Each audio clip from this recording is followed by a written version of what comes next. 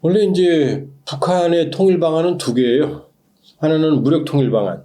이건 그대로 유지가 되고 있어요. 우리가 착각하면 안 돼요. 왜냐? 김정은이 남북을 전쟁 관계 철두철미 주적, 그 다음에 민족 같은 민족도 아니고 통일도 안 하겠다 이렇게 말했지만 전쟁이 일어나면은 점령한다, 영토를 완정한다, 편입한다 이런 얘기를 하고 있거든요. 영토 완정은 통일 개념이거든요. 전쟁에서는 전쟁이 이겨도 편입을 하는 건 불법이에요. 크림반도를 러시아가 편입한 거 불법 인정 안 하거든요. 그러니까 자기 영토가 아니면 편입할 수가 없거든요. 그러니까 겉으로는 통일 안 한다고 그러지만 전쟁이 일어나면은 점령한다, 영토를 완정한다, 편입한다, 그 다음에 수복한다 이런 표현도 써요. 수복은 뭐냐면 잃었던 땅을 되찾는 거거든요. 그러니까 북한이 무력 적화 통일 노선을 포기한 건 절대 아니다. 그건 그 야욕은 남아있다 이렇게 볼 수가 있고, 다만 이제 북한식 평화통일 방안, 그게 바로 고려 연방제입니다. 그러니까 남한과 북한이 같은 연방으로 간다. 이게 북한의 고려 연방제거든요. 그리고 통일 전선 전략은 통일 전선 전술. 그건 뭐냐? 남쪽에서 종북 좌파 세력들이 입지를 넓혀서 북한을 흡수된다. 이게 통일 전선 전술이에요. 그러니까 북한식 평화통일 방안은 고려 연방제 통일 전선 전술이거든요. 근데 지금 국내에서 뭐 종북 좌파가 많다 그러는데 지금 우리 PD님 북한 좋아하세요? MZ죠? 주변에 김정은 좋아하는 사람 본 적 있어요? 친구 중에? 지금 대한민국 젊은 사람들이 종북인 사람이 있을까요?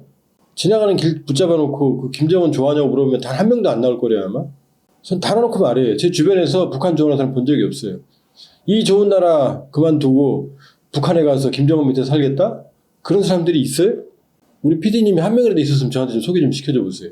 이게 현실이거든요. 이 자유로운 나라, 훌륭한 나라를 오징어 게임 보다가 김정은 만세 영화를 볼 수 있겠어요? 이렇게 자유롭게 다니다가 조선중앙텔레비전 따분한 거 보고 매일 사상교육 받고 그 다음에 오징어 게임 보면 잡혀가고 5년, 10년 오징어 게임 유튜브 만들어서 팔면 채용당하고 그런 나라로 가겠어요? 이미 체제 경쟁은 끝났어요. 북한은 이미 몰락한 실패한 국가고 대한민국의 제정신이 박힌 사람이라면 북한을 좋아할 리가 없어요. 북한에 가 살 리가 없습니다. 그런 사람 있으면 보내면 되죠. 북한 가 살라고. 아무도 안 갈 거래요 아마. 그럼 북한의 딜레마는 뭐냐면 북한의 연방제, 고려 연방제 통일 방안은 자신들이 자신감이 있을 때예요. 우리가 강하니까 우리한테 끌어당기겠다. 적화할 수 있겠다. 근데 지금 누가 통합니까? 여기서 길 가다가 사람들이 김정은 좋아하세요? 우리 함께 갈까요? 맞아 죽을 거래요? 안 되죠. 체제 경쟁이 실패했기 때문에 본인들이 아는 거예요. 자기들이 주도하는 평화통일이 안 된다. 가까이 가면 오히려 먹힌다. 그러니까 남쪽의 영향을 철저히 차단하자. 그게 뭐예요? 반동사사문화배격법, 남한 한류보면 10년형, 어린애 중학생 상관없어. 이걸 USB를 복사해서 만들어 팔면 중학생이든 대학생이든 여자든 남자든 남녀노소든 처형 최대. 그 다음에 평양문화보호법, 남한 말씨 못 쓰게 오빠, 남자친구, 자기 이런 말 못 쓰게 그런 말 쓰면 잡아가. 군중신고법 신고하라 그래. 청년교양보장법, 청년들 교양. 이게 다 남한의 영향을 차단하는 거거든요. 큰 나무 밑에 작은 나무는 말라 죽죠. 큰 나무가 안 해도 아무 짓도 안 해도. 그 상황을 김정은이 안 거예요. 그러니까 에이 나 혼자 살 거야 라고 찢어지자 헤어질 결심을 한 게 바로 통일민족 개념 삭제예요. 자, 그런데 남한을 철두철미 주적으로까지 얘기한 거 여기까지는 지금 정전체제니까 전쟁 관계니까 국제법적으로는 잠시 쉬는 거니까 이해할 수 있는데 조금 한 발 더 나간 거죠. 속내를 들킨 거지. 통일도 안 할 거야? 같은 민족도 아니야? 너무 나간 거죠. 왜냐하면 통일과 민족은 북한 사람들의 영혼이에요. 태어날 때부터 통일과 민족을 교육을 받아요. 우리 젊은이랑은 달라요. 탈북한 청년들하고 만나봐도 그 친구들한테 통일이라고 얘기했을 때랑 우리 젊은이들하고 얘기했을 때랑 감흥이 달라요. 그쪽은 오로지 이데올로기적으로 실현 가능하든 안 하든 통일. 민족과 통일은 북한의 민족주의적 공산주의 두 뿌리예요. 주체사상의 뿌리입니다. 근데 어느 날 갑자기 나 혼자 살겠다고 나 통일 안 할 거야 이렇게 얘기해버리면 북한 주민들이 받아들이겠어요? 딜레마에 빠지는 거죠. 그러니까 김정은 독재 체제로 가겠다. 오케이. 이해해요. 저 혼자 살고 싶으니까. 아니, 옳다는 건 아닙니다. 근데 한 발 더 나가서 통일 민족까지 삭제해 이래버리니까 어디하고 충돌하느냐. 할아버지, 아버지 유언과 충돌하는 거예요. 할아버지, 아버지는 민족과 통일이라는 걸 가지고 소위 백두혈통 그랬거든요. 백두혈통이 뭐죠? 백두산. 백두산은 김일성이 백두산에서 항일투쟁, 일본군하고 싸웠다는 얘기거든요. 물론 99%는 조작입니다. 약간의 사실을 침소봉대한 거예요. 그 다음에 김정일이 백두산 밀양에서 태어났다. 1942년에. 그것도 거짓말이에요. 1942년 2월달 아마 이거 웅달책방 보시는 분 찾아보시면 아마 영하 한 3, 40도 될 거예요.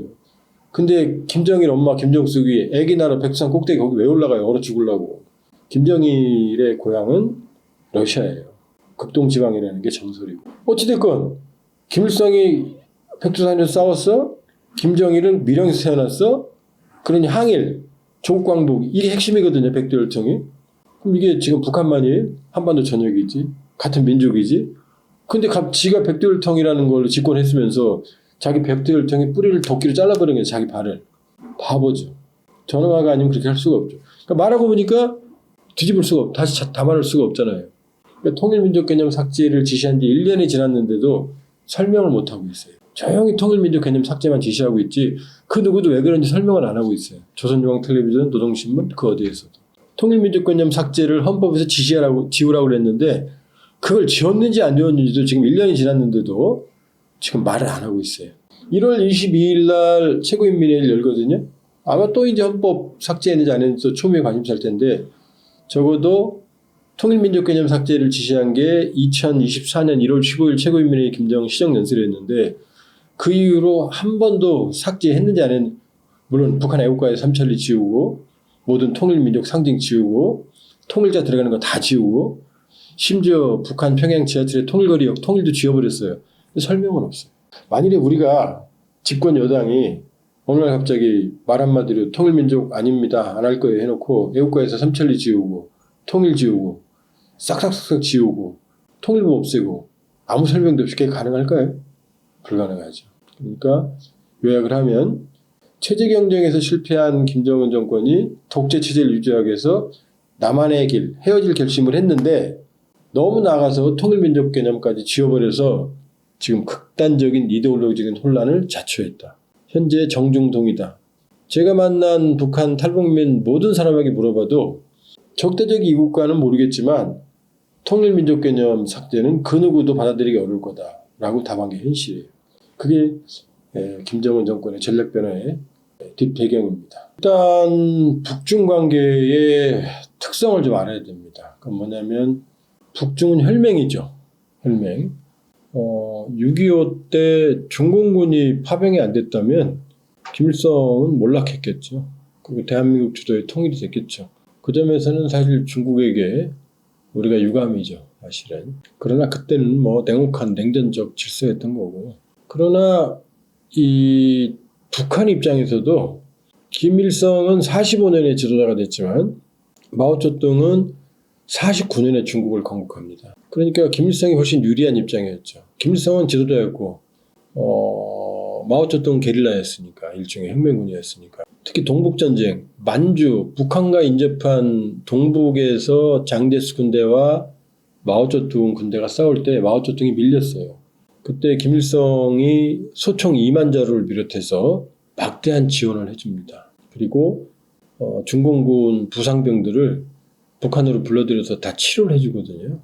그러니까 중공군 북한 입장에서는 김일성, 김정일의 머릿속에는 본인들이 아니면 마오쩌둥은 중국을 건국할 수 없다. 이게 강해요. 이게 잘 모르는데 우리 국민들이. 이거를 김정은도 알고 있죠. 그러니까 북한 입장에서는 중국의 지원을 받는 건 당연하다.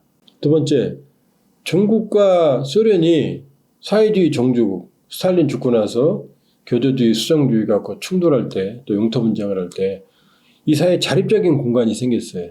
이게 일종의 북한식 자주외교, 등거리 외교를 합니다. 그러니까 완전히 중국에게 복속이 되는 건 아닌 거죠. 그리고 세 번째, 북한의 항상 두려움은 뭐냐면 중국입니다. 중국이 강성할 때 한반도, 한민족은 항상 코피 터졌죠. 그걸 북한도 알고 있어요. 그러니까 북한의 마음속에는 중국은 혈맹이면서 항상 두려운 존재죠. 언제든 북한 정권을 바꿀 수 있을 존재라고 생각하니까. 그러니까 김정은이 집권한 이후에 제일 주력했던 것 중에 하나가 친중파를 완전히 제거해버리는 겁니다. 아버지의 급사 20대 중후반의 젊은 지도자가 들어서서 제일 두려웠던 건 개인적 판단으로 친중파였던 것 같아요. 북한 내부 중에서.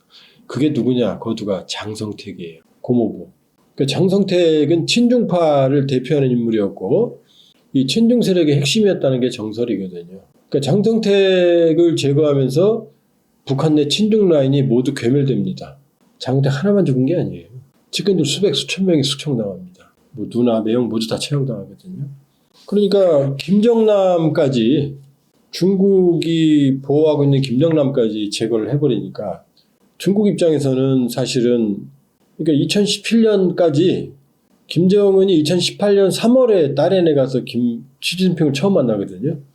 그러니까 2017년 말까지 김정은은 오로지 권력 기반을 강화하면서 친중 라인에 씨를 말려버립니다. 씨를 말려버립니다. 그러니까 북중 관계는 상당한 애증이다. 서로가 서로를 필요로 하지만 중국 입장에서는 미국과의 경쟁 관계에서 북한은 버퍼존이거든요. 완충지대. 만약에 북한이 없으면 주한미군이 압록강 두만강에 오는 거거든요. 그건 중국으로서 악몽이죠. 그러니까 어떻게든 북한을 관리하려고 한다. 그리고 유사시 북한을 지배하게 되면 중국은 동해로 나올 수가 있잖아요. 이걸 차항출해라고 그러거든요. 항구를 빌려서 동해로 나온다. 그러면 이제 중국의 동북은 날개를 달죠. 중국의 지정학적인. 그러니까 북한의 위성국가를 세우든지 북한을 사실상 지배하든지 그게 중국의 숨은 야욕이거든요. 우리 그거 유의해야 되죠. 그러니까 북한은 그걸 알고 있고 반면에 그러니까 중국은 북한을 버릴 수가 없죠. 반면에 북한은 2023년 기준으로 북한 대외교역의 98.3%가 중국이에요. 북러가 아무리 밀착해봤자 러시아가 줄 수 있는 경제적인 능력은 중국에 비하면 세 발의 피거든요. 그러니까 북한은 아무리 저렇지만 중국 없이 살기 어려운 거죠. 그러니까 중국에 의존하는 건 많아요. 98.3%의 의존도 그 다음에 10만에서 20만 되는 해외 북한 노동자 중국에 파병치고 그 다음에 러시아가 원유를 주지만 장기간 북한은 중국의 원유에 의존해 왔어요. 북중 간에는 이 지하에 원유 파이프라인이 숨겨져 있어요. 여기 압록강의 마지막에 있는 태평만댐을 경유해서 오거든요. 여기로 얼마만큼의 원유가 가는지 아무도 몰라요. 사실상 공짜로 보여지는데 그러니까 원유, 노동자, 무역 의존도 이 세 개가 북한의 생명줄이거든요. 그러니까 중국이 아무리 미워도 북한이 완전히 그걸 버릴 수가 없죠. 그러니까 양측 다 걸려 있는 거죠. 그게 북중 관계예요. 서로가 서로를 필요하면서도 서로가 서로를 견제하는 이 관계가 있거든요. 이게 북중 관계인데 이제 모든 문제는 어디서 출발하느냐? 러우 전쟁. 러우 전쟁이 중국의 심기를 건드렸죠. 러우 전쟁 2022년 2월 24일 날 발발한 이후로 북한은 무조건 러시아에 밀착을 했고 특히 결정적인 계기는 2024년 6월 19일 평양 푸틴의 방북. 이걸 통해서 포괄적인 전략적 동반자 관계인 조약을 체결했지만 이건 일반 국가 간의 관계예요. 동맹조약이 아닙니다. 근데 4조에 동맹조약이 들어있어요. 무력 침공을 당하게 되면 지체 없이 군사적 및 기타 원조를 제공한다. 이게 들어있거든요. 그러니까 이게 중국의 머리를 아프게 한 거죠. 그 다음에 조중 5월 비밀 상호원조조약 이건 동맹조약이에요. 냉전기에 맺어진. 이거에 따라서 중국은 유사시에 북한에 군사적 개입을 할 수 있는데 중국만. 근데 이제 2024년 6월 19일 통해서 러시아도 개입을 할 수 있게 돼 있잖아요. 결국 러시아까지도 북한의 군사가 들어올 수 있게 돼 있거든요. 그럼 중국 입장에서는 배타적인 영향이 상실되는 거죠. 중국이 들어오는 이유는 유사시에 북한을 장악하려고 그러는 거예요. 동해로 나오기 위해서. 근데 러시아는 왜 들어오느냐. 중국이 동해로 나오면 동해를 통해서 중국이 블라디보스톡을 포위하게 돼요. 그러니까 러시아가 태평양으로 나오는데 장애가 발생합니다. 왜냐? 중국과 러시아는 이해관계가 충돌하거든요. 그러니까 러시아는 중국이 들어오면 러시아는 반드시 들어오겠죠. 근데 이게 중국의 심기를 근본적으로 건드린 거죠. 이해관계를 선을 넘은 거죠. 거기다가 10월에 인민군을 북한이 파병을 러시아니까 이제 북중이 아니고 북러가 군사동맹이 돼버린 거잖아요. 더 가까워져 버렸잖아요. 이 얘기는 북중 관계에서 북한이 상대적 자율성이 훨씬 더 커진 거죠. 자, 뭐라고 말하냐면 김정은이 최근에 러시아 푸틴 대통령한테 친서나 축하 편지를 보낼 때 가장 진실한 것 모스크바 이렇게 얘기합니다. 가장은 하나죠. 중국은 아니란 얘기죠. 그러니까 양측 관계가 지금 안 좋아요. 그러니까 딸은 김정은이 2018년 3월에 딸에는 처음으로 가거든요. 방추위 서면을 해변을 시진핑이랑 걷는데 그 발자국을 동판으로 기념을 해놨는데 중국이 그걸 시멘트로 덮어버렸어요. 그 다음에 최근에 중국에 있는 북한 노동자들을 귀국시키라는 압력이 있다는 설이 있어요. 여러 면에서 그 다음에 북한의 주요 행사에 고위급을 안 보내요. 대사가 갈 때 부대사를 보낸다든지 노골적으로 기분 나쁜 표시를 냅니다. 그러니까 2024년 7.27 전승절 기념 때도 중국은 대사는 참여를 안 했어요. 따로 했어요. 그러니까 김정은도 이제 기분 나쁜 표시를 내는 거죠. 그러니까 시진핑 주석의 친서를 1면도 아니고 3면에 냈고 과거엔 1면에 냈거든요. 대서특필. 그 3면도 콩고나 쿠바는 독립적으로 냈는데 시진핑 주석은 여러 나라에 섞여서 시진핑과 그 부인이 심표하고 베트남 이렇게 이어갔어요. 이거는 북중 관계에서 경천동지할 일인 거예요. 그러니까 북중 관계는 지금 최악이다. 과거에도 좋았다 나빴다 했지만 지금 북러 밀착으로 인해서 구조적인 균열 상태에 지금 직면했다. 이건 단기간에 해결은 안 된다. 물론 양측 다 필요로 하기 때문에 최악의 상황에서는 아마 둘이 만날 거예요. 만나서 아무 일 없다는 듯이 얘기를 하겠지만 그러나 이 구조적인 북중 관계의 구조는 변하지 않는다. 이 불안정은. 그게 이제 북중 관계의 현실이에요.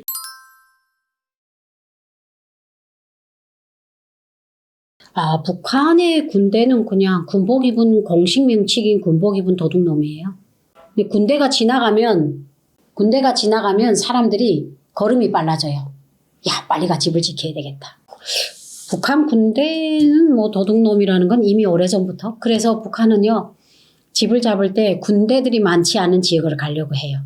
군대들이 많으면 그만큼 군대들의 타격을 받을 수 있는 게 많은데 일단 군대들은 밥을 줍니다. 밥을 주는데 군대들도 이렇게 정량이 있잖아요. 하루에 700이면 한 끼에 뭐 250g. 근데 그게 정량으로 들어가도 배고프잖아요. 돌도 삭히는 나이인데 그걸 이제 중간 다리들이 간부들이 식량을 떼가지고 한 200g이 들어가야 밥그릇에 100g이 들어가니까 배가 고픈 거예요.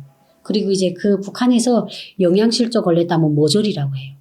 야, 도둑질해서 먹어야지. 도둑질해서 먹어서라도 영양실조 걸리지 말아야지. 이렇게 공식적으로 말할 정도예요. 그러니까 북한은 군대는 합법적인 군복 입은 도둑놈인데 근데 이제 이런 거예요. 처음에는 주민들이 얼마나 배고팠으면 그랬겠냐. 화가 나면서도 어떻게 참았다고 해야 되나. 근데 이제는 그런 거예요. 이제 뭐 버러지도 밟으면 꿈틀한다. 주민들도 이제는 악만 남은 거예요. 그러니까 이제는 군대들이 주민들을 좀 무서워하는 사례들이 많아요. 왜냐면 예전에는 그냥 군대들이 내놓으라 무조건 내놓고 그냥 달아나고 했는데 이제는 그 주민들 자체가 그거에 한계에 달한 거예요. 내가 너한테 이걸 뺏겨서 우리 가족이 굶을 바에는 네 죽고 내 죽고 해보자. 그냥은 안 주겠다. 이러다 보니까 아마 그것도 한 명일 때는 불가능하죠. 여러 명이면 또 이제 막 피를 보도록. 그러니까 그 북한 주민들 자체도 이제는 악이 남아서 안전원한테도 대들고 군인한테도 대드는 거예요. 그러니까 이게 이제는 북한 주민들이 한계점이 넘었다는 거, 상한선을 넘은 거죠. 그러니까 그만큼 북한 내부에서 북한 군인들이 굶주림은 수십 년 전부터 존재했어요. 예, 그렇기 때문에 그리고 또 이게 9월 달에 있은 사건이고 평안남도 어느 탄광마을이다 보니까 사실 양강도 이쪽에는 도토리가 없어요. 근데 이제 함경남북도나 평안남북도 쪽에 가면요. 도토리가 식량이에요. 도토리를 가루내가지고 도토리 묵도 해먹고 도토리 국수도 먹고 이러다 보니까 그게 식량이 되다 보니까 북한 주민들 입장에서는 그게 생존하고 연계가 돼. 왜냐면 그 철만 지나면 도토리가 없잖아요. 그래가지고 그때 예전에 그랬어요. 북한의 다람쥐는 다 남한으로 탈북했을 거라고. 왜냐면 그게 짐승이 먹을 수 있는 거 남겨놔야 되는데 도토리굴을 도려 아이들이 가 털어요. 찾아가지고. 그러다 보니까 짐승도 탈북했다 할 정도로 짐승도 없거든요. 그러니까 이제 북한 주민들의 그런 한계, 군인들을 생각해주는 한계도 절정이 넘어갔고 이제 북한 주민들도 가만 안 있는 거죠. 근데 이게 저는 그렇게 생각해요. 군인들에 대한 그런 화도 있겠지만 북한 당국에 대한 화가 더 많이 나서 그런 것 같아요. 자, 우리가 아들, 딸들을 키워서 이렇게 당에 맡겼으면 왜 얘들을 도둑질하게 당국에서 이렇게 놔두냐? 그러니까 북한 주민들은 여러 가지의 그런 불만과 화가 복합이 돼서 그걸 이제 군인들한테 해내는 거예요. 그래서 예전에는 군대들이 저희가 살던 지역에서는 군인들이 맞았어요. 자전거를 훔치다가 길목에서 주민들이 막아가지고 그 자전거를 훔친 군인을 다리를 막 때려가지고 맞아가지고 엄청 막 근데 그때 든 생각이 그거였어요. 저는 왜 때렸지? 그냥 자전거를 찾으면 되지. 왜냐면 그 맞은 군인을 봤는데 머리가 요만하고 목이 요만해요. 영양실조 와서.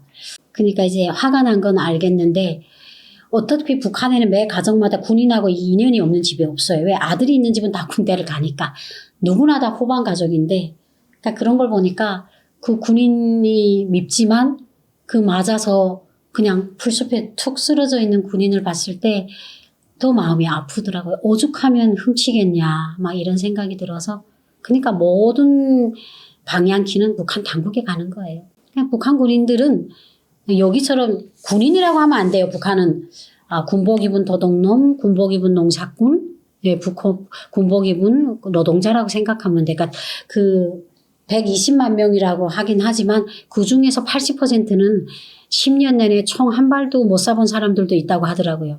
예, 그냥 사격도 그냥 흉내 맞는다 하더라고요. 그러니까 그 정도로 북한의 군인은 나라를 지키기 위해서 존재도 하지만 북한 당국이 어떻게 보면 돌격대적 역할을 하기 위해서 이렇게 존재를 하는 것 같아요. 저는 중학교 때 처음 공개 처형을 갔었어요. 아니, 학교마다 무조건 조직하니까. 그러니까 그 줄을 다 쳐래요. 그래가지고 나왔는데 줄을 쳐서 비행장, 옛날에 비행장이 있는데 거기를 가는데 전체 해산 시민이 거의 다 온 거예요. 그때 저희를 안 쳤어요. 아이들은 키가 작으니까 안 치고. 근데 저희는 그냥 행사라고 생각했어요. 근데 현장에서 가보니까 저는 지금도 그 하양 냄새? 우리가 생각하기는 뭐 총은 따다다다다다. 진짜 총소리를 들어보니까 그렇지도 않더라고요. 탁! 이러더라고요. 그리고 화양 냄새가 그냥 진동하는데 100m, 200m 눈앞에서 사람이 그냥 앞을 다 눈을 싸매고 걸어서 나오는 사람이 없고 질질 끌려서 나온 사람을 말뚝에 묶어서 쏘는데 어릴 때 그 공포가 있었어요. 근데 그걸 아이들한테 보여준 걸로 끝나지 않아서 학교의 앞에다가 아이들을 모아놓고 자, 조국과 민족을 배반하면 그러니까 그 사형을 할 때 그 구호를 외치는 사람이 있어요. 근데 그 사람이 뭐라냐면 저는 이제 30년 전이잖아요. 우리 인민의 철천지 원수 이렇게 되더라고요. 그러니까 그냥 죄를 지으면 우리 인민의 철천지 원수가 되는 거야. 누구를 향해서 연발로 싹 이러는데 저는 30년 전에 들었던 그 구호가 아직도 귀에 남아요. 그만큼 여운이 센데 저는 그 공포를 보면서 어릴 때 죄를 짓지 말아야겠다. 내가 죄를 지으면 저렇게 되겠구나. 그런데 그 후에 또 사회생활을 하면서도 또 내가 보고 싶어서 간 적은 없어요. 조직해요. 그래서 보고 결혼을 해서 아기를 얻고 가서 본 적도 있어요. 왜냐면 여명에서 조직하는데 아이를 맡길 데가 없는 거예요. 그래서 아이를 얻고 아이를 포대기에 얻고 가서 사형을 했는데 다행히 아기는 잔등에서 자다가 총소리 눌러서 바다닥 깨났는데 그때도 그냥 늘 들었던 게 그거였어요. 죄를 짓지 말아야겠다. 내가 물론 지금 장사하는 것도 국가에서 하지 말라는 건데 총살하기까지의 죄는 아니다. 그러니까 이제 그런 거예요. 북한에는 한 명을 내세워서 수천 수만 명을 교양하는 나라예요.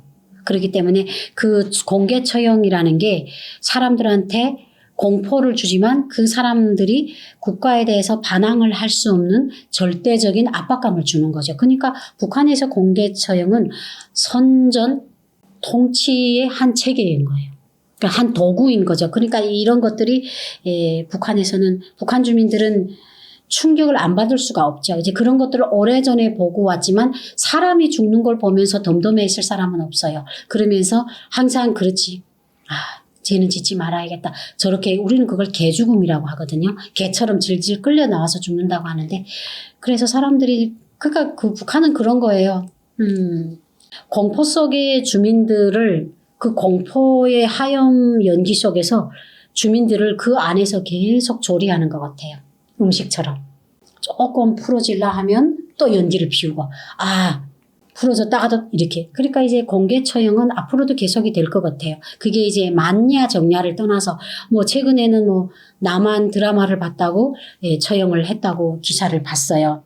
근데 그런 걸 보면서 저는 북한에서 늘 경험하던 거에 대해서 저는 크게 놀랍진 않았어요. 근데 이제 한국에 와서 민주사회의 국민으로 살면서 보니까 저런 것들이 얼마나 무섭고 얼마나 큰 범죄인가 이런 것들을 지금에 와서 제가 깨닫는 거지, 제가 북한에 살았다면 그냥 죄를 짓지 말아야 되겠구나. 그런 어떻게 보면 압박감으로만 다가왔을 것 같아요. 세대 갈등이 결국 존재할 수밖에 없는 부분이 그 전 세대들은 아까 얘기했듯이 좀 더 이제 그런 그 애국심 혹은 당에 대한 충성심 또 김씨 그 일가에 대한 어떤 우상화돼 있는 그런 심리들이 막 강하게 깔려 있는데 요 세대들은 다르거든요. 이들이 경험한 세대는 국가가 자기들을 보호해주지 않았고 국가가 보장해준 게 없어요.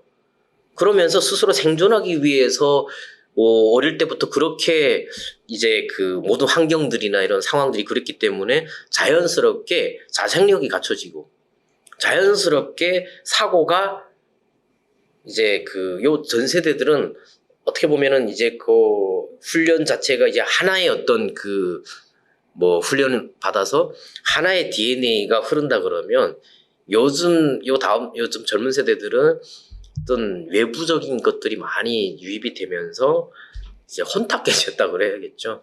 혼혈에 가까운 그런 세대이기 때문에 이 부모 세대와 다음 세대와의 갈등이 더 이제 북한에서도 좀 심화되는 거죠. 그런 여러 가지 갈등에 대한 그런 문제들이 북한 내부에서도 여러 가지로 드러나요. 그러다 보니까 이제 이제 일하는 것부터 시작해서 부모 자녀 간에 일단 가장 크게는 탈북 문제. 어쨌든 나라를 배신하고 탈북이라는 거는 엄청난 사건인데 자녀 세대들이 이제 탈북에 대한 이 북한을 탈출하고 사는 욕구들이 굉장히 강한 것. 그게 이제 부모 자녀 간에 굉장히 큰 갈등 요소가 되고 또 하나는 뭐냐면 이 직업에 대한 부분들이에요. 그래서 그 전에는 어쨌든 국가에서 하지 말라는 건 안 해야 되는데 이제 MZ 세대들은 다른 거죠. 요 장마당 세대들은 뭐냐면 국가에서 하지 말라고 해도 돈을 벌기 위해서는 뭐든 하는 거예요.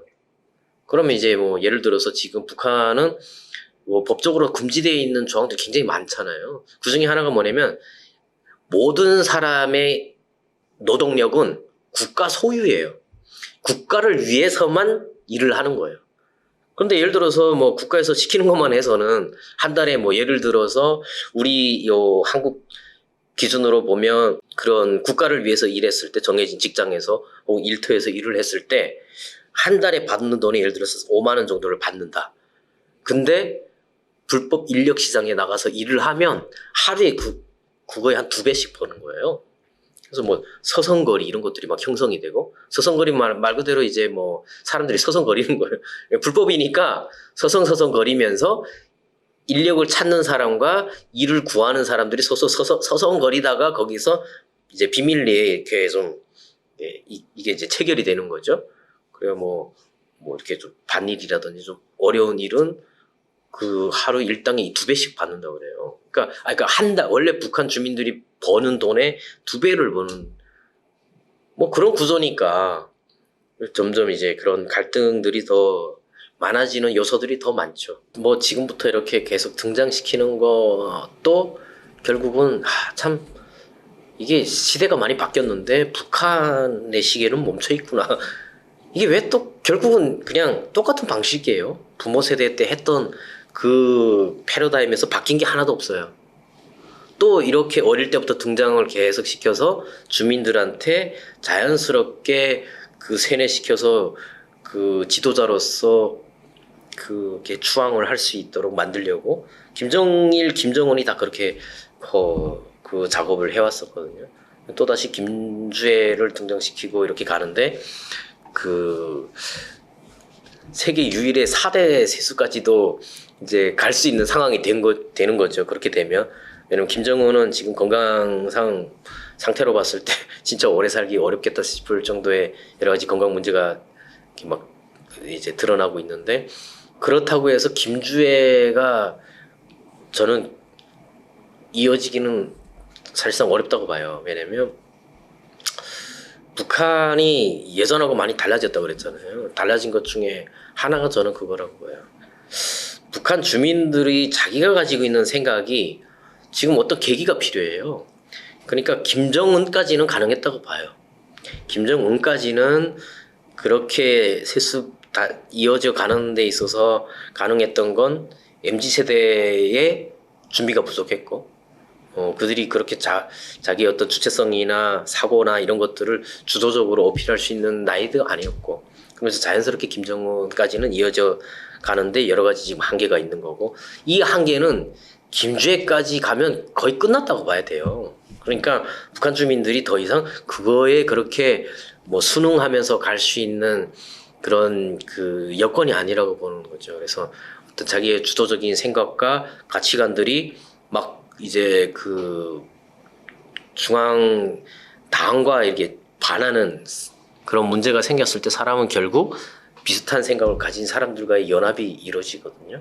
기존에는 그런 연합이 이루어지면 누군가가 밀고 하고 그래서 뭐 싹 다 그냥 뭐 사돈의 팔촌까지 막 전멸시키고 그랬는데, 문제는 앞으로는 좀 다를 거라고 봐요.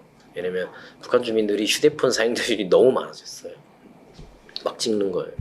그리고 내가 생각하는 것들을 자꾸 이제 비슷한 생각 가진 사람들과 공유하게 되잖아요. 이거는 예전하고는 완전히 다른 문제를 가져올 거라고 저는 생각을 하거든요. 그러니까 지금 생각하고 있는 것들이 공유되는 데 있어서 북한에서는 굉장히 한계가 많았죠.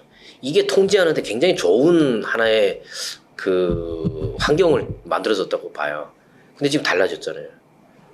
그러니까 김정은이 들어오면서 막 뭐 스마트폰 개발도 많이 하고, 왜냐면 이미 북한 주민들이 뭐 외부적인 것들을 막 받아들이면서 막 그거에 대한 뭐 아이폰도 쓰는 시대가 됐는데, 뭐 몇 년을 벌어야 되는 그 비싼 것들을 이제 아이폰까지 쓴다고 뭐 고위층 자녀들은 쓰고 있는 상황이니까 뭐 거의 한국과 다르지 않은 그런 상황에서 막을 수가 없는 거예요.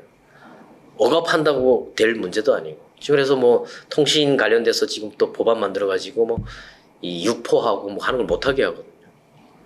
영상을 이렇게 발송하거나 하는 것도 못하게 해요. 그리고 이제 뭐 계속 그 검열이 굉장히 심해지고, 아무리 그래도 제 친구랑 대화한다고 생각해보세요. 북한에서 친구끼리 편하거든요. 하고 싶은 말 있으면 근질거려서 못 참거든요.